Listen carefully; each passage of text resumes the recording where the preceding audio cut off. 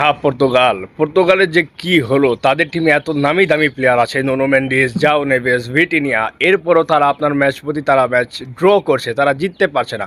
আপনারা last match তারা জিতেছিল আপনার, কিন্তু এই ম্যাচে এসেও তারা আবারও সেই আগের অবস্থায় ড্র করলো, বাজে খেললো।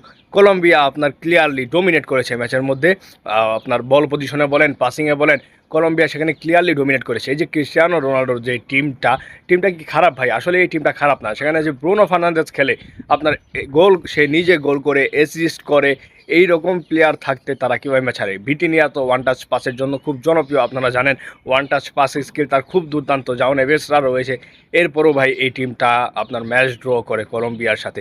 তারপরেও তারা রাউন্ড অফ 32-এ চলে গিয়েছে আপনার ক্রোয়েশিয়ার সাথে। সেই ক্রোয়েশিয়ার ম্যাচটা তাদের জন্য খুব ক্রুশাল হতে যাচ্ছে। সেই ক্রোয়েশিয়ার হয়তো বা তাদেরকে আপনার হারিয়ে দিতে পারে। এবং ক্রোয়েশিয়ার কিন্তু মিডফিল্ডটা কিন্তু খুব ভালো।